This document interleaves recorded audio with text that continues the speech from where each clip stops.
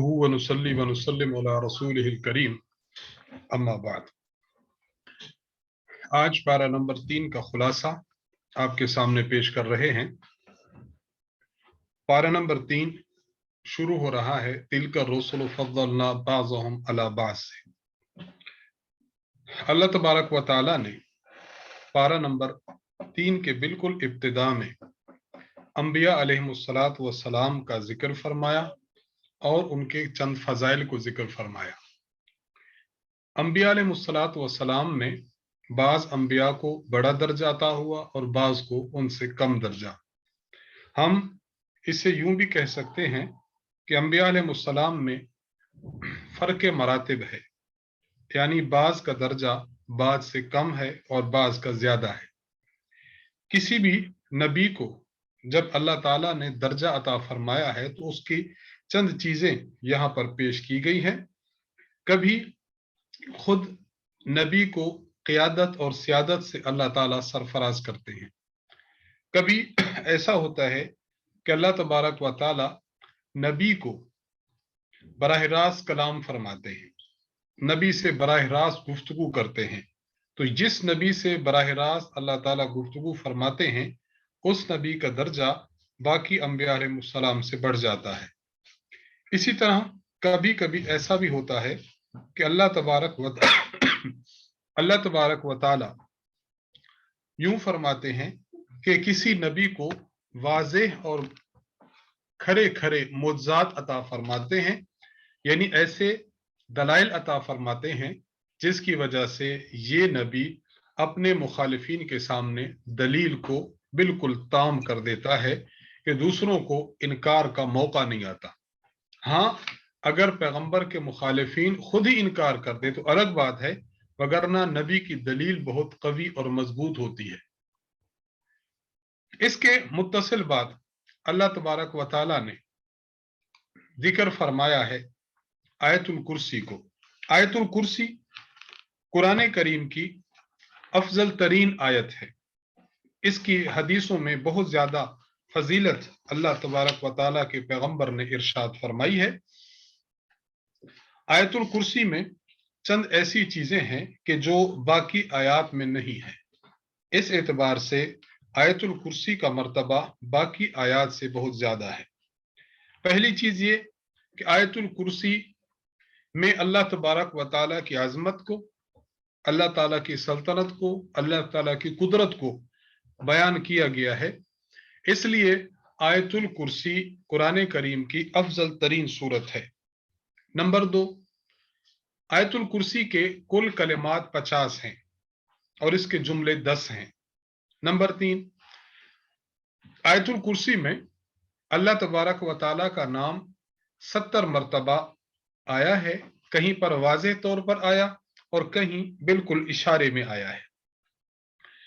इसके साथ साथ इसकी फजीलत जो अहादीस मुबारक में आई है वो ये है कि हज़रत सल्लल्लाहु अलैहि वसल्लम ने इसकी फजीलत को बयान फरमाया है। तो आप अलैहिस्सलाम ने इरशाद फरमाया कि जो शख्स फर्ज नमाज के बाद आयतुल कुर्सी पढ़ेगा तो जन्नत में दाखिल होने के लिए सिर्फ मौत ही है जो माने और रुकावट है। जब इसको मौत आएगी तो इसका ठिकाना जन्नत होगा। हम अपने शुरका से ये बात अर्ज करेंगे कि इसका बहुत ज्यादा एहतमाम फरमाएं। जब आप फर्ज नमाज पढ़ें तो फर्ज नमाज के बाद आयतुल कुर्सी जरूर पढ़ लिया करें। इसकी बहुत सी फजीलतों में से एक फजीलत कि अल्लाह ताला वफात के बाद इंसान को जन्नत अता फरमाते हैं। पांचवी और अहम बात जो आयतुल कुर्सी के मुतालिक है वो ये कि जो शख्स इसको पढ़ेगा तो शयातीन से, चोरों से इसकी हिफाजत रहती है। खुसूसन रात को सोते हुए ये काम किया जाए कि इंसान कुल औज़ु बिरब्बिल फलक और कुल औज़ु बिरब्बिन नास ये 2 सूरतें भी पढ़े और आयतुल कुर्सी पढ़ के भी सोए और ये नियत करके सोए कि आयतुल कुर्सी की बरकत से अल्लाह तबारक व ताला मुझे, मेरे घर को और मेरे घर वालों को शयातीन से, चोरों से और दुश्मनों से महफूज रखेंगे। इसके बाद अल्लाह तबारक व ताला ने जिक्र फरमाया है حضرت ابراہیم علیہ الصلوۃ والسلام کا کہ ابراہیم علیہ الصلوۃ والسلام کا مناظرہ ہوا، مکالمہ ہوا، گفتگو ہوئی تھی بادشاہ نمرود کے ساتھ۔ حضرت ابراہیم علیہ السلام کے زمانے میں ایک بادشاہ گزرا ہے جس کا نام نمرود تھا۔ نمرود اپنے آپ کو خدا کہتا تھا، لوگوں کو کہتا کہ مجھے سجدہ کرو، تو لوگ اس سے سجدہ کرتے تھے۔ حضرت ابراہیم علیہ السلام کا مناظرہ اس شخص کے ساتھ اسی تیسرے پارے کے بالکل شروع میں ذکر کیا گیا ہے۔ حضرت ابراہیم علیہ السلام جب نمرود کے پاس گئے، آپ نے اس کو دعوت دی اللہ تبارک و تعالیٰ کی خدائی کی، اللہ تعالیٰ کے رب ہونے کی، اور اس بات کی کہ اللہ تعالیٰ ہی کو سجدہ کیا جائے، اسی کو خدا مانا جائے۔ نمرود نے کہا کہ اگر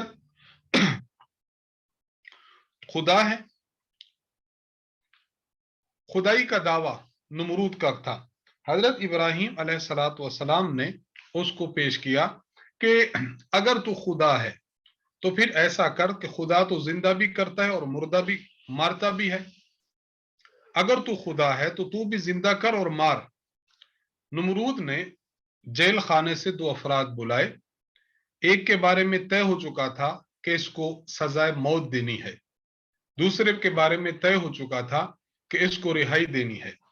نمرود نے یہ کیا کہ لوگوں کے سامنے اس شخص کو قتل کر ڈالا جس کو رہائی دینی تھی، اور جس شخص کو قتل کرنا تھا، پھانسی دینی تھی، اس شخص کو اس نے آزاد کر دیا، اور حضرت ابراہیم سے کہنے لگا کہ دیکھو، جس بندے نے مرنا تھا میں نے اس کو زندگی دے دی، اور جس نے زندہ رہنا تھا میں نے اس کو موت دے دی، تو میں بھی تو زندہ اور مردہ کرتا ہوں۔ ظاہری سی بات ہے کہ یہ اس کی دلیل بالکل غلط تھی۔ زندگی تو اس کو کہتے ہیں کہ بے جان میں جان ڈال دی جائے، مردہ کرنا اس کو کہتے ہیں کہ ایک حیات ہو اس کو ختم کیا جائے۔ تو اس نے تو کوئی کام نہ کیا، لیکن چونکہ عوام کو غلط فہمی ہو سکتی تھی کہ وہ اس کو سمجھ سکتی تھی کہ یہ نمرود کی دلیل قوی اور مضبوط ہے، اس لیے ابراہیم علیہ السلام نے نمرود سے گفتگو کرتے ہوئے ایک اور دلیل کا مطالبہ کیا۔ آپ نے فرمایا کہ میرا رب تو وہ ہے جو سورج کو مشرق سے نکالتا ہے، اگر تو رب ہے تو سورج کو مغرب سے نکال۔ اب ظاہری سی بات ہے، اب یہ کیسے کرے گا؟ فَبُہِتَ الَّذِي كَفَرَ، پھر وہ بالکل مبہوت اور ساکت ہو کر رہ گیا۔ گویا کہ ابراہیم علیہ السلام نے اللہ تبارک و تعالیٰ کے خدائی کا جب تذکرہ فرمایا تو اس کو خاموش کرا دیا۔ یہاں سے ہمیں ایک نتیجہ یہ بھی ملتا ہے کہ مناظرہ کرنا یہ گناہ نہیں ہے، بلکہ دینی کام کے لیے مناظرہ کرنا، مباحثہ کرنا، تاکہ آپ غلط نظریے والے شخص کو، غلط عقیدے والے شخص کو راہ راست پر لا سکیں، یہ بالکل جائز اور بالکل درست ہے۔ آگے اللہ تعالیٰ نے قصہ ذکر فرمایا ہے حضرت عزیر علیہ السلام کا۔ حضرت عزیر علیہ السلام جا رہے تھے، ایک بستی کے قریب گزرے۔ او کالذی مر علی قریۃ وہی خاویۃ علی عروشها، آپ نے دیکھا کہ وہ بستی بالکل گری پڑی ہے، بالکل بستی تباہ ہو چکی ہے۔ آپ علیہ السلام نے یہ کیا کہ اللہ تبارک و تعالیٰ سے عرض کی کہ اے اللہ، اس تباہ شدہ بستی کو آپ کس طرح دوبارہ زندہ فرمائیں گے؟ تو اللہ تبارک و تعالیٰ نے حضرت عزیر علیہ السلام پر 100 سال تک موت کو طاری کر دیا۔ 100 سال کے بعد پھر ان کو زندہ کیا، یہ بتانے کے لیے کہ اس طرح اللہ تعالیٰ مردوں کو قیامت کے دن زندہ فرمائیں گے۔ آگے تذکرہ ہے موت کے بعد زندگی کا۔ یہاں حضرت ابراہیم علیہ السلام کا ذکر موجود ہے۔ ابراہیم علیہ السلام نے اللہ تبارک و تعالیٰ سے عرض کی تھی کہ یا اللہ، میں یہ جاننا چاہتا ہوں کہ آپ زندہ کیسے کرتے ہیں، آپ مارتے کیسے ہیں، تو میں یہ جاننا چاہتا ہوں کہ اپنی آنکھوں سے دیکھوں، آپ زندہ بھی کرتے ہیں مارتے بھی ہیں، تو میں اپنی آنکھوں سے دیکھنا چاہتا ہوں کہ آپ قیامت کے دن मुर्दों को जिंदा कैसे करेंगे। इब्राहीम अलैहिस्सलाम से अल्लाह ताला ने अर्ज किया, अल्लाह ताला ने फरमाया अवलम तुमिन, ए इब्राहीम क्या आपको यकीन नहीं है। इब्राहीम अलैहिस्सलाम ने अर्ज किया बला वलाकिन लियतमइन्न क़ल्बी, ए अल्लाह मुझे यकीन तो है लेकिन मैं चाहता हूं कि अपनी आंखों से देखूं तो मेरा इत्मीनान हो जाएगा। फिर यहां पर वाकया मौजूद है इसी पारा नंबर 3 में। अल्लाह ताला ने इब्राहीम अलैहिस्सलाम से फरमाया कि एक काम करो कि आप 4 परिंदे ले लें, उन 4 परिंदों को टुकड़े टुकड़े करके मिक्सअप करें, फिर मुख्तलिफ उसके अज्जा, किसी की जो है वो टांग, किसी का पर, किसी की गर्दन, किसी के बाल, किसी के पंजे, ये मुख्तलिफ पहाड़ों पर डाल दें, फिर उनको अपने पास बुलाएं, वो आपके पास दौड़ते चले आएंगे। चुनाचे इब्राहीम अलैहिस्सलाम ने ऐसा किया तो वो परिंदे जिंदा होकर इब्राहीम अलैहिस्सलाम के पास आ गए। इब्राहीम अलैहिस्सलाम ने जब आंखों से देख लिया तो आपको इत्मीनान कल्ब नसीब हुआ। इन 2 वाकयात से, हजरत उजैर अलैहिस्सलाम के वाकये से और हजरत इब्राहीम अलैहिस्सलाम के वाकये से, ये बात वाज़ेह होती है कि जिंदू मुर्दा को जिंदा करना ये अल्लाह तबारक व तआला का काम है। लिहाजा जो लोग ये बात यकीन नहीं रखते कि क़यामत के दिन कोई हिसाब नहीं होगा, उनको इन वाकयात में इबरत लेनी चाहिए।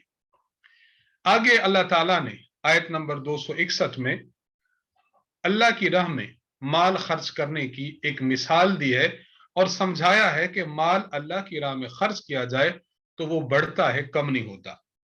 अल्लाह ताला इरशाद फरमाते हैं मसलुल लदीना युनफिकून अम्वालहुम फी सबीलिल्लाह कमसल हब्बतिन अंबतत सबअ सनाबिल, कि देखो एक किसान को देख लो।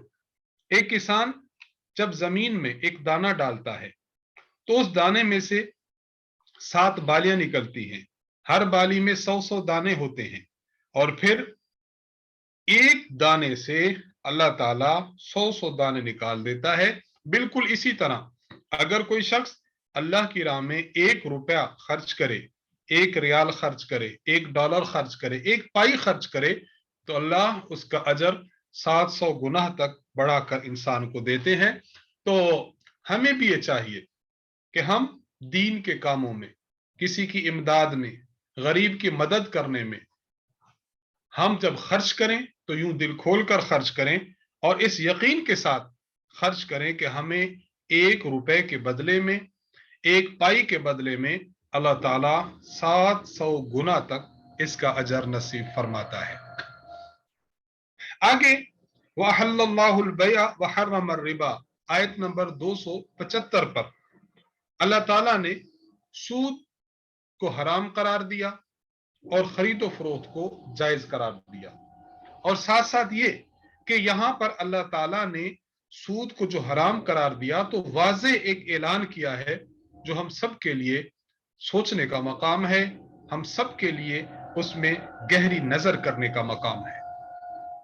अल्लाह तबारक व तआला ने इरशाद फरमाया वहल्लल्लाहुल बैअ व हर्रमर रिबा, अल्लाह ताला ने बै को हलाल करार दिया, यानी खरीदो फरोख्त के जरिए जो नफा हासिल किया जाए अल्लाह ताला ने उसको तो हलाल करार दिया, लेकिन अल्लाह ताला ने रिबा और सूद को हराम करार दिया। इससे हमें ये बात मिलती है कि जितना भी बड़े से बड़ा सूदी मामला हो उसमें बिल आखिर खसारा है, बिल आखिर उसमें नुकसान है, क्योंकि अल्लाह की हराम करदा चीज है। दूसरी चीज जो अल्लाह ताला ने फरमाई फ़इल्लम तफ़अलू फ़अज़नु बिहर्ब मिनल्लाहि व रसूली, अल्लाह ताला ने आयत नंबर 279 में इरशाद फरमाया कि जो शख्स सूद का काम करता है और सूद के कारोबार को नहीं छोड़ता, उस शख्स को चाहिए कि वो शख्स, उसके साथ मुझ अल्लाह का ऐलान जंग है, मुझ अल्लाह का ऐलान जंग है। इससे बात मालूम हुई आपके पास थोड़ी सी रकम है, आपका गुजरान बसरान करने के लिए आपकी कमाई बिल्कुल थोड़ी है, उसी थोड़ी कमाई पर आप लोग गुजारा करें।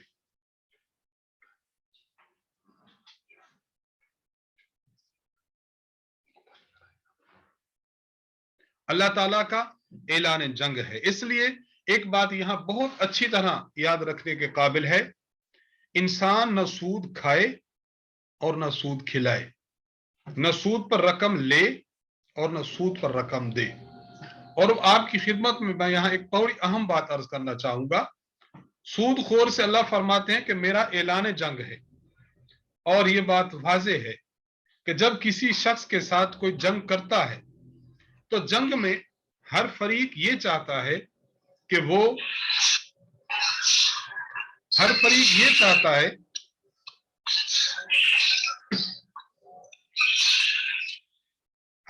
یہ چاہتا ہے کہ وہ دوسرے کی سب سے قیمتی چیز کو تباہ کر دے۔ اللہ تعالیٰ نے جب سود خور کے ساتھ اعلان جنگ کیا ہے تو انسان کی سب سے اعلیٰ چیز ایمان ہوتی ہے۔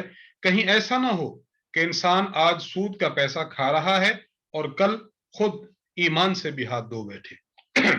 اسی طرح سود کھانے کے متعلق حدیث مبارک میں بھی ایک بات آئی ہے، اللہ کے نبی صلی اللہ علیہ وسلم ارشاد فرماتے ہیں کہ سود کھانے والے کے کئی درجات ہوتے ہیں، اس میں سے ادنا درجہ یہ ہے کہ کوئی بندہ اگر اپنی سگی ماں کے ساتھ 70 مرتبہ اگر برائی کرتا ہے تو اس سے بڑا جرم ہے سود کا ایک پیسہ کھانا۔ اور ایک حدیث مبارک میں یہ ہے کہ اللہ کے نبی صلی اللہ علیہ وسلم نے فرمایا، جو شخص سود کھاتا ہے یا سود کھلاتا ہے، سودی معاملہ لکھتا ہے یا وہ شخص سودی معاملہ پر گواہ بنتا ہے، اللہ نے ہر ایک شخص پر لعنت فرمائی ہے۔ تو یہاں سود سے بہت زیادہ انسان کو بچنا چاہیے۔ آگے آیت نمبر 282 میں اللہ تبارک و تعالی نے مالی معاملات کے بارے میں ہمیں بہترین قسم کی گفتگو اور بہترین قسم کی ہدایت عطا فرمائی ہے۔ اللہ تعالیٰ ارشاد فرماتے ہیں، یا ایھا الذین آمنوا اذا تداینتم بدین الی اجل مسمی فاکتبوا۔ اللہ تبارک و تعالیٰ نے یہاں جو بات ارشاد فرمائی وہ یہ فرمائی کہ دیکھیں، اگر آپ کوئی مالی معاملہ کرنا چاہتے ہیں، معاملی معاملہ آپ کر رہے ہیں، تو مالی معاملات میں آپ کو یہ بات چاہیے کہ آپ اس مالی معاملہ کو لکھ لیا کریں۔ آپ اس مالی معاملہ کو لکھ لیا کریں۔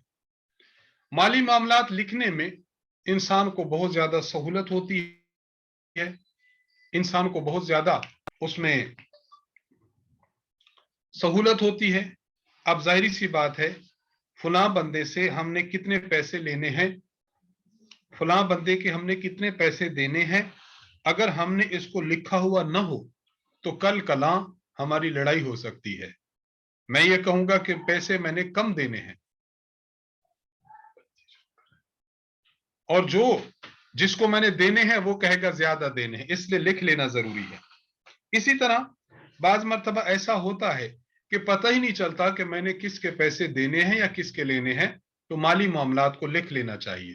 نمبر 2، قرآن کریم کی اس آیت میں، آیت نمبر 282 میں رہن کے معاملات بھی لکھے گئے ہیں۔ رہن کہتے ہیں آپ کسی سے کوئی معاملہ ادھار کرتے ہیں، لکھنے کی کوئی چیز نہیں، آپ کہتے ہیں کہ اپنی کوئی چیز میرے پاس گروی رکھ دیں، تو اس آیت میں گروی رکھنے کا بھی بیان کیا گیا۔ تو بہرحال قرآن کریم کی یہ جو آیت ہے یہ سب سے بڑی آیت ہے، آیت نمبر 282۔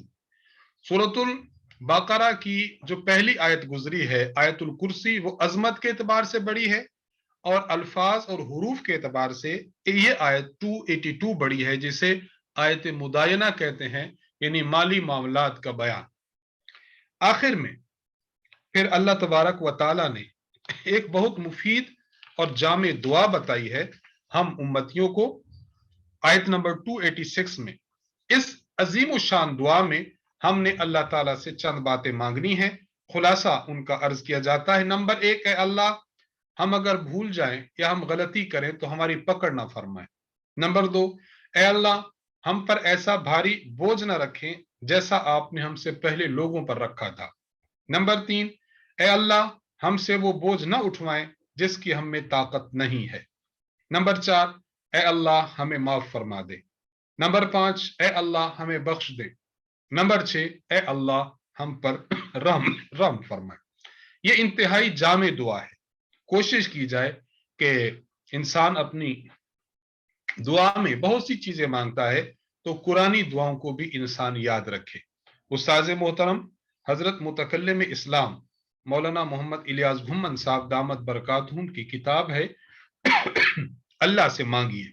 इस किताब में कुरान की दुआएं भी जिक्र की गई हैं और वो दुआएं जो अहादीस मुबारका में मुख्तलिफ मवाक़े की हैं वो भी जिक्र की गई हैं, उसका मुताला रखना चाहिए। पारा नंबर 3 में सूरत आल इमरान जिक्र की गई है। आल औलाद को कहते हैं और इमरान जो है ये एक शख्स का नाम था। इमरान इमरान के खानदान को और उनकी औलाद को इस सूरत में जिक्र किया गया है, उनके वाकयात को जिक्र किया गया है, इसलिए इस सूरत का नाम सूरत आले इमरान है। यानी इस सूरत में इमरान के खानदान का जिक्र होगा। इस सूरत मुबारका की तकरीबन पहली 80 आयात एक ही मौका पर नाजिल हुई। मौका क्या था? नजरान एक इलाका है जहां ईसाई आबाद थे। वो वहां से आए 60 बंदे थे, 60 अफराद पर मुश्तमिल उनका एक वफ्द और एक काफिला था। आकर उन्होंने हुजूर अलैहिस्सलातु वस्सलाम से एक मुबासा किया, मुनाजरा किया, गुफ्तगू की, डिबेट की। वो ये साबित करना चाहते थे कि हजरत ईसा अलैहिस्सलाम अल्लाह ताला के बेटे हैं, अल्लाह ताला की तरह खुदा हैं, माज़अल्लाह सुम्मा माज़अल्लाह। और उन्होंने आकर हुजूर अलैहिस्सलाम से कुछ दलीलें भी पेश की। अल्लाह ताला के पैगंबर अलैहिस्सलाम पर अल्लाह की जानिब से ये कुरान उतरा।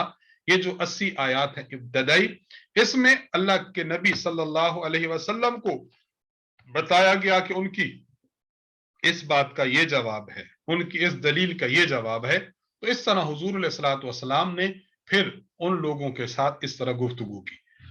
ईसाई लोग थे, उनको नाज था कि हम शायर बहुत हैं। उनमें जो 60 अफराद का एक वफ्द आया था, उनमें एक शायर भी था। उन्होंने अपने शायर को खड़ा किया कि शेर पढ़ो ताकि हम शेर व शायरी में भी मुकाबला करें। मुकाबले में हजरत नबी अलैहिस्सलातु वस्सलाम ने हजरत हसन बिन साबित रजी अल्लाह अन्हु को खड़ा किया कि आप शेर पढ़ें। जब इन्होंने शेर पढ़े तो वो शायर बैठ गया, शिकस्त खा गया। उन लोगों को अपनी खिताबत और गुफ्तगू पर नाज था। उन्होंने अपना खतीब खड़ा किया, उसने बड़ी अच्छी गुफ्तगू की। लेकिन इधर से हुजूर अलैहि सलाम ने अपने सहाबी हजरत साबित बिन कैस रजी अल्लाह अन्हु को खड़ा किया। इन्होंने जब गुफ्तगू शुरू की तो उनका जो खतीब था, गुफ्तगू करने वाला, वो बैठ गया। आखिर में दलाइल शुरू हुए। उनका एक मौलवी खड़ा हुआ, एक आलिम खड़ा हुआ ईसाइयों का। उसने दलाइल दिए कि अल्लाह के नबी ईसा अलैहिस्सलाम ये खुदा भी हैं और अल्लाह के बेटे भी हैं। इधर से हुजूर अलैहिस्सलाम ने उस शख्स के दलाइल की तरदीद की और तौहीद बयान की कि नहीं, अल्लाह एक है, अल्लाह का कोई शरीक नहीं है, अल्लाह का कोई शरीक नहीं है। आयत नंबर 7 में अल्लाह ताला ने सिफात मुहकमात और सिफात मुतशाबिहात को बयान फरमाया है। देखिए, बात अच्छी तरह यहां समझ लें, आगे कई मकामात पर आ रही है। ईसाइयों का जो गुरोह और जो उनका काफिला आया था, उन लोगों का कहना यह था कि कुरान में है कलिमतुल्लाह, कुरान में है रूहुल्लाह। हजरत ईसा अलैहिस्सलाम को कहा गया रूहुल्लाह, कलिमतुल्लाह। तो रूहुल्लाह का माना है अल्लाह की रूह, लिहाजा ईसा अलैहिस्सलाम अल्लाह के बेटे हैं। कलिमतुल्लाह का माना है अल्लाह का कलिमा, अल्लाह का कलाम, लिहाजा ईसा अलैहिस्सलाम अल्लाह के बेटे हैं। तो अल्लाह ताला ने आयत नंबर 7 में उनके इस बात की तरदीद की कि कुरान करीम की आयात दो किस्म की हैं। एक वो आयात है जिनका माना बिल्कुल वाज़ेह है, और दूसरी वो आयात हैं कि जिनका माना इंसानी समझ से में आने वाला नहीं है, इंसानी समझ से बालातर है। अब उनका माना क्या है ये अल्लाह ही जानते हैं। हाँ, उम्मत को चाहिए कि उन आयात को माने कि इसका जो माना अल्लाह जानते हैं वो बेहतर है। यहां हम ये बात अर्ज करना चाहेंगे कि रूहुल्लाह जो कहा गया था और कलिमतुल्लाह जो कहा गया था, एक तो इसलिए कि ये अल्लाह ताला की आयत है और इसका माना अल्लाह जानते हैं, और दूसरी बात, रूहुल्लाह का माना यह था कि हजरत मरियम के पेट में जो रूह بیٹے کی پھونکی تھی وہ اللہ تبارک و تعالی کے امر سے تھی، اس لیے کہا گیا کہ یہ روح اللہ ہے۔ اور کلمت اللہ کیوں کہا گیا؟ کہ عیسیٰ علیہ السلام کو اللہ تعالیٰ نے اپنے کلمہ کن سے پیدا فرمایا، لہذا کلمت اللہ کہا گیا۔ تو اس کا معنی ہرگز نہیں ہے کہ وہ اللہ تعالیٰ کے بیٹے ہیں یا معاذ اللہ وہ خدا ہیں۔ آگے آیت نمبر 21 میں ان الذین یکفرون بآیات اللہ ویقتلون النبیین بغیر حق، اس آیت مبارکہ میں اہل کتاب کے چند جرم جو وہ لوگ کرتے تھے ان کا ذکر ہے کہ تم خود اپنے احوال تو دیکھو۔ پہلا کہ یہ لوگ ناحق انبیاء علیہ السلام کو قتل کر دیتے تھے۔ نمبر 2، اللہ کے نیک بندوں کو تنگ کرتے تھے۔ نمبر 3 کہ لوگوں پر ظلم و تشدد کرتے تھے۔ تو فرمایا کہ تم اپنے احوال کو دیکھو، جو کام تمہارے ہیں ان کاموں کی وجہ سے تمہارے اعمال بھی ضائع ہو جائیں گے اور تمہارے جہنم میں داخلے کا بھی یہ سبب بنیں گے۔ آگے آیت نمبر 28 میں اللہ تعالیٰ نے کفار کے ساتھ دوستی کرنے سے منع فرمایا ہے۔ لا يتخذ المؤمنون الکافرین اولیاء من دون المؤمنین۔ یاد رکھیے کسی کافر کے ساتھ تعلق 3 قسم کا ہو سکتا ہے۔ نمبر 1 موالات، یعنی دل سے کافر کے ساتھ دلی دوستی رکھنا، دل سے اس کے ساتھ محبت رکھنا، یہ جائز نہیں ہے، بالکل حرام ہے۔ نمبر 2، آپ دل سے تو محبت نہیں رکھتے لیکن ظاہری خوش اخلاقی دکھاتے ہیں، ظاہری طور پر آپ ان کو خوش اخلاقی دکھاتے ہیں، تو 3 وجہ سے یہ خوش اخلاقی جائز ہے۔ نمبر 1، اگر کافر بہت طاقتور ہے، اس کی طرف سے نقصان کا اندیشہ، تو ظاہری طور پر جب آتے آپ کھڑے ہو جاتے، کیا حال ہے جی، خیریت سے ہیں، خوش ہیں جی، یہ ٹھیک ہے، تاکہ اس کے شر سے اور اس کے نقصان سے بچے۔ نمبر 2، کبھی ایسا ہوتا ہے کہ آپ کسی کافر کو تبلیغ کرتے ہیں اور آپ کو اندازہ ہے کہ میں اگر اس کے ساتھ کچھ نرمی اختیار کرتا ہوں، پیار و محبت اس کو ظاہراً دکھاتا ہوں، تو میرے اس عمل سے مسلمان ہو کر ہدایت پر آ جائے گا، تب بھی اس کے ساتھ ظاہری طور پر اچھا گفتگو جائز ہے۔ اور نمبر 3، اگر کوئی کافر آپ کے پاس مہمان ہو کر آتا ہے تو اس کو آپ، ٹھیک ہے آپ کے پاس آیا ہے، کوئی ہمسایہ تھا، آپ اس کو چائے کا کپ پلا دیں، آپ اس کو ناشتہ کرا دیں، تو یہ ظاہری طور پر اس کا کچھ اکرام کرنا ہو تو پھر بھی اس کے ساتھ ظاہری اخلاق اچھے کرنا اس کی اجازت ہے۔ اور کافر کے ساتھ تیسرا تعلق یہ ہو سکتا ہے کہ ہم اس کی کچھ نہ کچھ تعاون کریں۔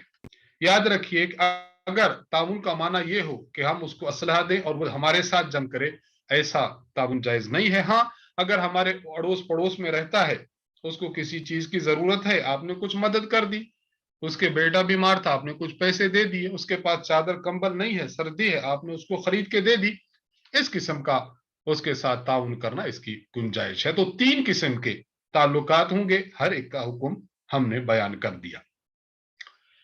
سورت آل عمران میں 3 اہم اور بڑے بڑے واقعات کا ذکر موجود ہے۔ 3 اہم واقعات ہیں۔ پہلا واقعہ حضرت مریم علیہ السلام کی والدہ کا ذکر ہے۔ حضرت مریم کی والدہ کا نام حنہ بنت فاقوزہ ہے۔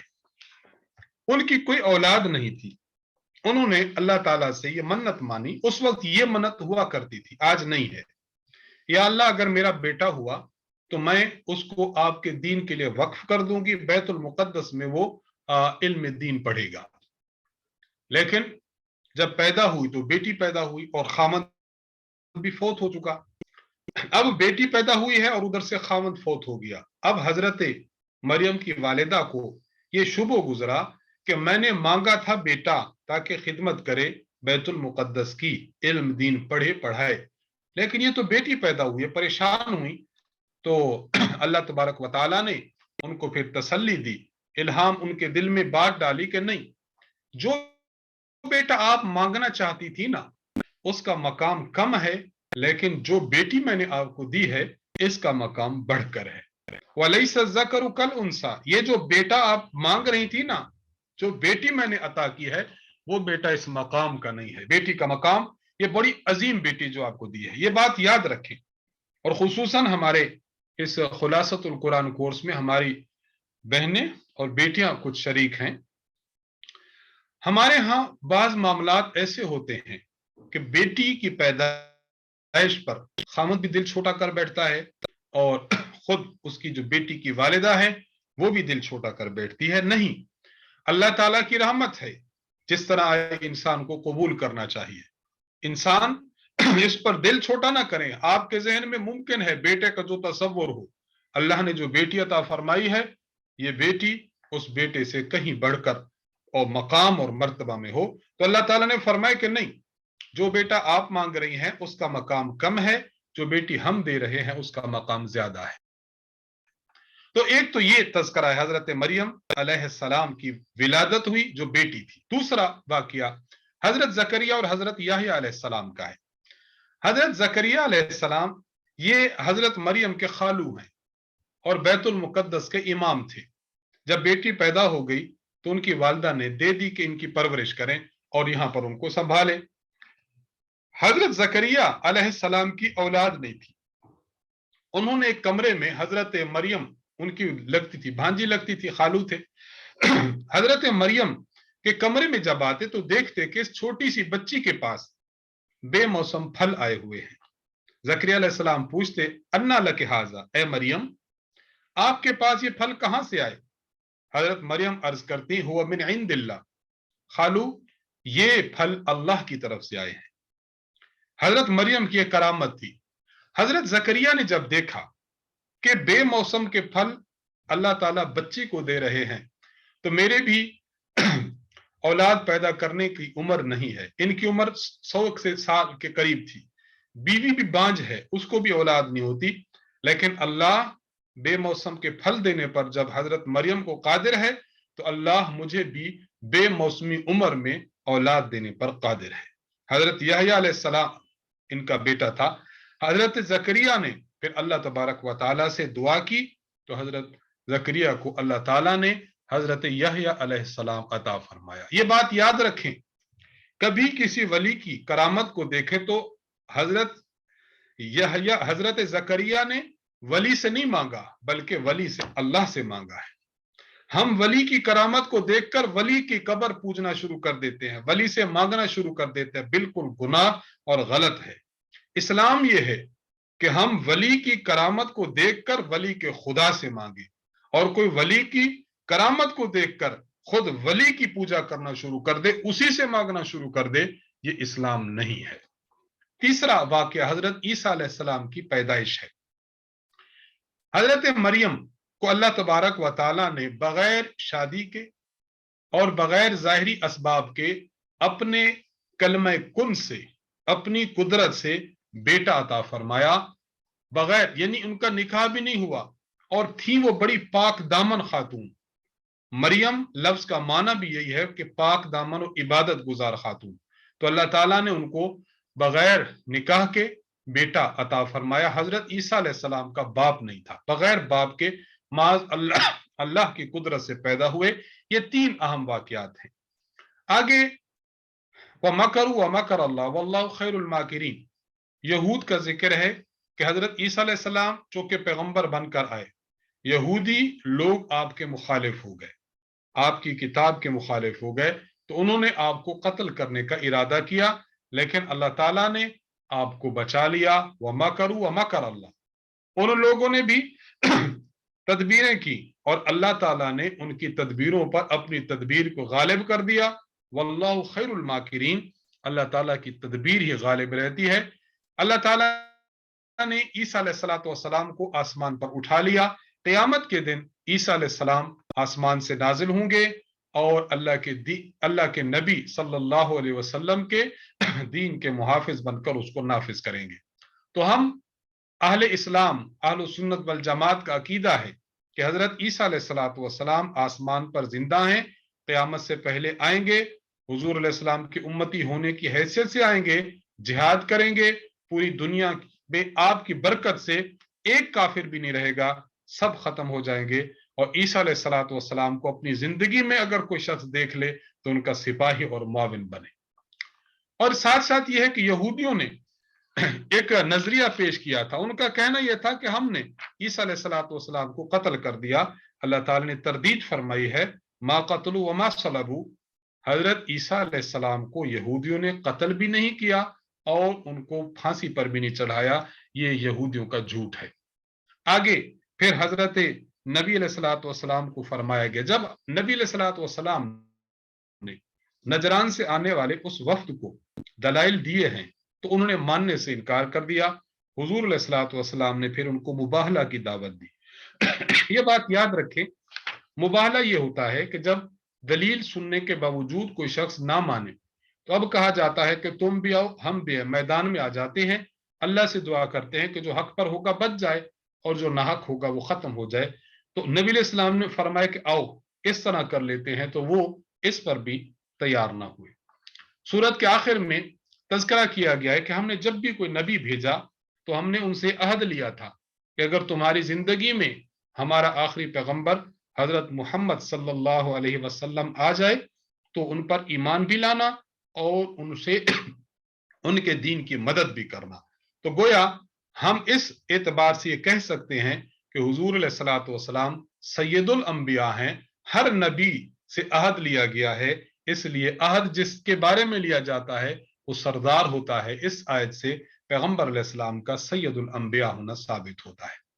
पारा नंबर 4, पारा नंबर 4 में इब्तिदाई पारा में अल्लाह ताला ने अपनी राह में खर्च करने के बारे में फरमाया कि अल्लाह की राह में वो चीज खर्च की जाए जो तुम लोगों की महबूब तरीन चीज हो।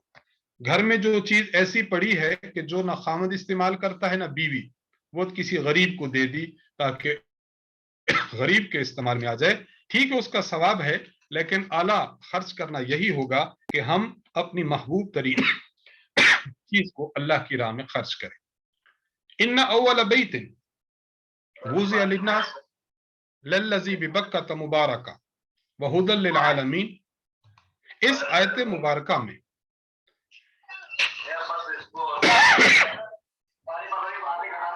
इस आयत मुबारका में अल्लाह तबारक व तआला ने बैतुल्लाह और खाना काबा जो है काबतुल्लाह की कुछ खुसूसियात बयान की हैं। अल्लाह ताला हम सबको काबतुल्लाह की ज़ियारत अता फरमाए। हज पर जाना हो, उमरा पर जाना हो, अपनी आंखों से जब हम काबा का दीदार करेंगे तो फिर ये खुसूसियत जो अल्लाह ने बयान फरमाई है, अपनी आंखों से जब देखें तो दिली इत्मीनान अजीब होगा। काबतुल्लाह की खुसूसियात में से पहली खुसूसियत यह है कि काबतुल्लाह अल्लाह तबारक व तआला की इबादत गाहों में से सबसे पहली इबादत गाह है। सबसे पहली इबादत गाह ये खाना काबा है। दूसरी चीज, खाना काबा में अहम निशानियां हैं। नंबर 1, मकाम इब्राहिम। हजरत इब्राहिम अलैहिस्सलातु वस्सलाम जिस पत्थर पर खड़े होकर आपने बैतुल्लाह की तामीर की थी, उस पत्थर पर आपके पांव के निशान लग चुके हैं, वो वहां मौजूद है। नंबर 2, जमजम का कुआं मौजूद है। नंबर 3, हतीम मौजूद है। आप देखिए काबतुल्लाह के साथ एक कर्व शक्ल का, एक कौस शक्ल का जो है वो एक हिस्सा है, थोड़ी सी उसकी ऊंची दीवार है, तो ये बैतुल्लाह का हिस्सा है, हतीम इसको कहा जाता है। ये भी अहम निशानी है। और तीसरी अहम निशानी कि जो शख्स काबतुल्लाह में, हरम शरीफ में दाखिल हो जाता है उसको अमन मिल जाता है। सूरत आल इमरान की आयत नंबर 97 में वलिल्लाहि अला अन्नास हिज्जुल बैत मन इस्तता इलैहि सबीला, अल्लाह ताला ने हज की फर्जियत को बयान फरमाया है। ये बात याद रखें, जिस शख्स के पास अल्लाह ने इतनी माली वसअत दी है, अगर मर्द है तो वो अपने घर से बैतुल्लाह जाने तक और वहां से फिर वापस आने तक और वहां जितने दिन रहेगा उतने दिन अपने बीवी बच्चों का खर्चा रखता हो तो उस पर हज करना फर्ज है। और अगर औरत हो तो औरत के लिए अपना खर्च भी जरूरी है और जो महरम उसके साथ जाएगा उसका खर्च भी जरूरी है।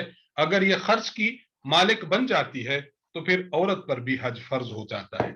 ये बात याद रखें कि जिस शख्स पर हज फर्ज हो जाए उस पर जरूरी है कि जल्द अज जल्द उसको अदा करे। कहीं ऐसा ना हो कि दुनिया से रुखसत हो जाए और अपने जिम्मे कर्ज लेकर जाए। आगे आयत नंबर 106 में इरशाद फरमाया, यौम तब्यज़्ज़ु वुजूह व तस्वज्जु वुजूह, क़यामत के दिन कुछ चेहरे ऐसे होंगे जो तरोताजा होंगे और कुछ चेहरे ऐसे होंगे जो सियाह होंगे, कुछ सफेद चेहरे कुछ सियाह चेहरे। इमाम जलालुद्दीन सयूती रहमहुल्लाह ने इस आयत की रोशनी में एक हदीस नकल की है हजरत अबू सईद खुदरी रजी अल्लाह अन्हु से कि हुजूर अलैहि सलाम से पूछा गया कि किन के चेहरे सफेद होंगे और किन के चेहरे सियाह होंगे। आप अलैहिस्सलाम ने फरमाया, जिनके चेहरे सफेद होंगे वो अहले सुन्नत वल जमात होंगे। क्या माना? जो मेरी सुन्नत को भी लेंगे और मेरे सहाबा की सुन्नत को भी लेंगे। और जिनके चेहरे सियाह होंगे वो अहलुल बिदअत व ज़लालत होंगे, गुमराह लोग होंगे और जिन्होंने दीन में नई नई बातें शुरू की। आयत नंबर 110 में उम्मत मोहम्मदिया की फजीलत को अल्लाह ताला ने बयान फरमाया। उम्मत मोहम्मदिया की फजीलत क्या है? कुंतुम खैरा उम्मतिन, तुम बेहतरीन उम्मत हो, लोगों के लिए निकाले गए हो, तुम नेकी का हुक्म देते हो, तुम बुराई से रोकते हो और तुम अल्लाह पर ईमान लाते हो। इंसान को चाहिए खुद भी बुराई से रुके, दूसरों को भी रोके, खुद अच्छाई पर चले, दूसरों को अच्छाई की दावत दे, और खुद इंसान को चाहिए कि अल्लाह पर ईमान रखे और दूसरों को भी ईमान की दावत दे। ये आप सल्लल्लाहु अलैहि वसल्लम की उम्मत की खुसूसियत है। आगे कुफार से और मुनाफिकीन से दोस्ती न की जाए इसका बयान है। आपने कुफार से भी दोस्ती नहीं करनी और आपने मुनाफिक लोगों से भी दोस्ती नहीं करनी। दोस्ती के मुतालिक मैंने इस पर तफसील थोड़ी सी पीछे अर्ज कर दी है। आगे अल्लाह ताला ने 3 जंगों का तज़किरा किया है। एक है ग़ज़वा बदर, एक है ग़ज़वा उहुद और एक है ग़ज़वा हमराउल असद। हमराउल असद।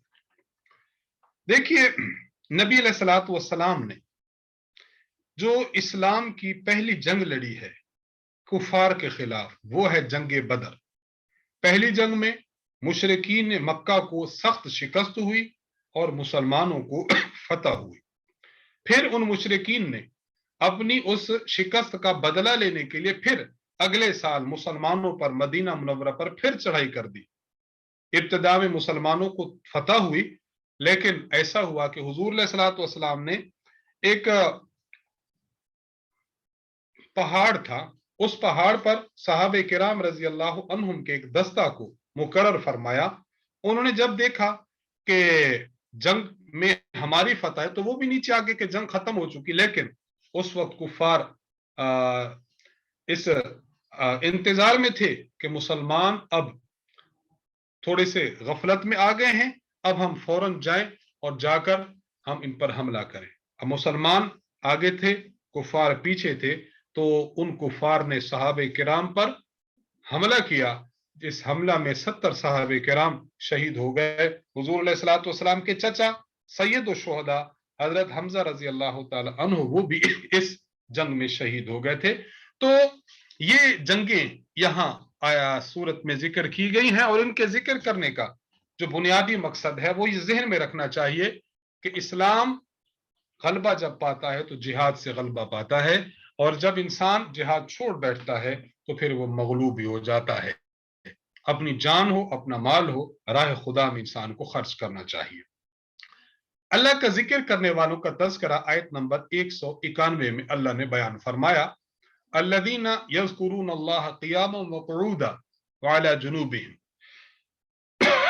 जो लोग अल्लाह तबारक व तआला का जिक्र करते हैं, वो खड़े होकर भी जिक्र करते हैं, बैठे हों तब भी जिक्र करते हैं, और अगर पहलू के बल लेटे हों तब भी जिक्र करते हैं। इसलिए हमें भी चाहिए कि हम भी अल्लाह ताला का जिक्र हर वक्त करें। हमारे जो शुरका हैं, जो हमारी बहनें बेटियां हैं, इनसे गुजारिश होगी रोजाना की बुनियाद पर मामूल बना लें। मसलन आप मामूल ये बनाएं कि एक तस्बीह है, मैं 100 मरतबा ला इलाहा इल्लल्लाह मुहम्मदुर रसूलुल्लाह पढ़ूंगा, 100 मरतबा अस्तगफिरुल्लाह रब्बी मिन कुल्ली ज़ंबिन व अतूबु इलैह पढ़ूंगा, 100 मरतबा जनाब रसूलुल्लाह सल्लल्लाहु अलैहि वसल्लम पर मैं दुरूद शरीफ पढ़ूंगा। تو اس طرح کر کے انسان کو چاہیے کہ انسان پھر جو ہے وہ ذکر اللہ تعالیٰ کا کیا کر، اس کے بہت زیادہ انسان کو فوائد حاصل ہوں گے۔ آیت نمبر 200 میں اللہ تعالیٰ نے ذکر کیا ہے اہل ایمان کا۔ اہل ایمان کو 4 اہم اور بنیادی حکم دیے گئے ہیں۔ پہلا حکم یہ دیا گیا یا ایھا الذین آمنوا اصبروا، پہلا ہے کہ صبر کرو۔ آپ کی زندگی میں جتنی مشکلات آئیں، جتنی پریشانیاں آئیں، کبھی بھی دل چھوٹا نہیں کرنا، ان کو برداشت کرنا ہے، ان پر صبر کرنا ہے۔ نمبر 2 وصابروا، شجاعت اور بہادری کا مظاہرہ کرو، یعنی اگر کسی سے مقابلہ ہے مسلمان کا، ڈٹ جاؤ۔ نمبر 3 واتقوا اللہ، اللہ تعالیٰ سے ڈرو، اور رابطو، سرحدوں پر پہرے دو، اور نمبر 4 واتقوا اللہ، اللہ تعالیٰ سے ڈرو۔ تو انسان کو ہر حال میں ان 4 چیزوں پر کاربند رہنا چاہیے۔ پارہ نمبر 4 میں سورۃ آل عمران ختم ہو رہی ہے اور سورۃ نساء شروع ہو رہی ہے۔ نساء عورتوں کو کہتے ہیں۔ اس آیت مبارکہ میں اکثر احکام، جس طرح دیکھیے مردوں کے لیے بھی احکام ہوتے ہیں اور خاص احکام عورتوں کے لیے بھی ہیں، تو اس سورت مبارکہ میں چونکہ کئی احکامات خواتین اور ہماری عورتوں کے متعلق ہیں، اس لیے اس سورت کا نام سورۃ النساء رکھ دیا گیا۔ سورۃ النساء اس کا نام ہے۔ اس سے ایک بات یہ معلوم ہوتی ہے کہ آج کے دور میں بعض لوگ اسلام کے احکامات پر بڑے لیدے کرتے رہتے ہیں اور بڑی ان پر باتیں کرتے ہیں کہ اسلام نے عورتوں کو کوئی حق نہیں دیا۔ ہم کہتے ہیں کہ اسلام نے اتنے بڑے حق دیے کہ قرآن کریم کی کسی سورت کا نام سورۃ الرجال نہیں ہے، ہاں عورتوں کے لیے سورۃ النساء موجود ہے۔ تو دیکھیے اسلام نے ان کے نام پر سورت رکھی، ان کے لیے مستقل احکامات ہیں کہ آپ کی زندگی ان احکامات سے درست ہوگی، تو یہ عورتوں کے حقوق کی پاسداری ہے۔ آیت نمبر 2 میں یتیموں کے مال کی حفاظت ہے۔ آپ کا کوئی رشتہ دار ہے، بھائی ہے یا والد صاحب فوت ہو گئے، والدہ فوت ہو گئے، آپ گھر میں بڑے ہیں اور باقی آپ سے چھوٹے ہیں، تو بڑوں کو چاہیے کہ چھوٹے جو یتیم ہیں ان کے مال کو ہڑپ ہرگز نہ کریں، ان کے مال کو ہرگز نہ کھائیں، اور یہ بھی نہ کریں کہ یتیم کا مال اچھا تھا، اس کے جو تھے مثلا اس کی والدہ فوت ہوگی، اس کے بستر اچھے رکھے تھے، تو میں یہ کروں کہ میں اپنے پرانے بستر اس کے کھاتے رکھ لوں اور وہ اٹھا لوں، یہ ناجائز ہے۔ کبھی بھی انسان کے ذہن میں یہ نہ آئے کہ وہ اس کے سر پر تو کوئی نہیں ہے لہذا اب میں مال لے لوں، اس کے سر پر ظاہراً کوئی نہیں ہے لیکن اللہ تعالیٰ کی ذات تو دیکھ رہی ہے، اس لیے یتیم کا مال کبھی نہ کھائیں۔ ہاں یتیم اگر ایسا جو چھوٹا ہے، نہیں پتہ چل رہا کہ وہ مال کو کس طرح خرچ کرے، تو ٹھیک ہے آپ اپنے پاس مال رکھیں، اس پر خرچ کرتے رہیں، لیکن جب وہ بڑا ہو جائے اس کا مال دیں اور مال میں خلط ملط کبھی نہ کریں۔ آگے تعدد ازواج کا بیان ہے۔ مرد اگر چاہے ایک سے زائد شادیاں کر سکتا ہے، لیکن اس کے لیے بھی یہ ذہن میں نشین کرنا چاہیے ایک سے زائد شادیاں کرنے والا افضل ہے، لیکن اس وقت جب انسان حقوق ادا کر سکتا ہو، اس کے پاس اخراجات موجود ہوں، اسباب موجود ہوں، قوت و طاقت موجود ہو، وگرنہ ایک سے زائد شادیاں کی اور ان میں اس نے برابری نہ کی تو حدیث مبارک میں ہے قیامت کے دن ایسا ہوگا کہ وہ آئے گا اور اس کی ایک طرف خراب ہوگی اور ایک طرف درست ہوگی، اس طرح آئے گا۔ اگر کسی کے پاس اسباب میسر ہوں، قوت و طاقت موجود ہو، حقوق ادا کر سکتا ہو اور ان کے درمیان برابری کر سکتا ہو، تو پھر حضرت عبداللہ بن عباس رضی اللہ عنہ فرماتے ہیں کہ اس امت کا سب سے عظیم شخص وہ ہے، افضل شخص وہ ہے جس کے گھر میں بیویاں زیادہ ہوں۔ تو تعدد ازواج کا بیان اس آیت میں ہے۔ آگے میراث کا بیان ہے۔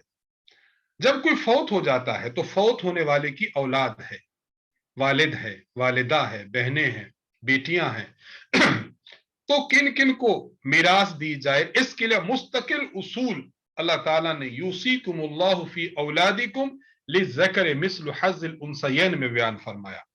مردوں کے حصے الگ، عورتوں کے حصے الگ، اور یہ بات بھی ارشاد فرما دی ہے کہ کسی کا احسان کسی پر نہیں ہے، یہ اللہ تعالیٰ نے حق بیان فرمایا ہے، اس لیے اس صورت میں میراث کا بیان ہے۔ خصوصاً لوگ اپنی بیٹیوں کو، اپنی بہنوں کو میراث نہیں دیتے، تو اللہ تعالیٰ نے واضح فرمایا یوصیکم اللہ فی اولادکم، اپنی اولاد کے حقوق کا خیال کرو، ان کو میراث میں ضرور بے ضرور انسان حصہ دے۔ آگے محرمات کا بیان ہے۔ محرم کہتے ہیں ایسی عورت کو جس کے ساتھ نکاح کرنا حرام ہوتا ہے، نکاح نہیں کر سکتے۔ یاد رکھیے محرم یعنی جن سے انسان نکاح نہیں کر سکتا وہ 3 قسم کی عورتیں ہیں، یہ بڑی اچھی طریقے سے سمجھ لیں، بہت اچھے طریقے سے۔ کبھی کبھی کسی سے نکاح نہیں کر سکتا کیونکہ وہاں خونی رشتہ ہوتا ہے، بہن ہے، بیٹی ہے، ماں ہے، بھانجی ہے، بھتیجی ہے، ان سے نسبی رشتہ ہے، خونی رشتہ۔ کبھی کبھی نکاح نہیں کر سکتا کہ رضاعت یعنی دودھ پینے کی وجہ سے رشتہ جوڑ گئے، رضائی بہن ہے، اس سے نکاح جائز نہیں ہے، رضائی بیٹی ہے، رضائی بھائی ہے، رضائی بہن ہے، نکاح جائز نہیں۔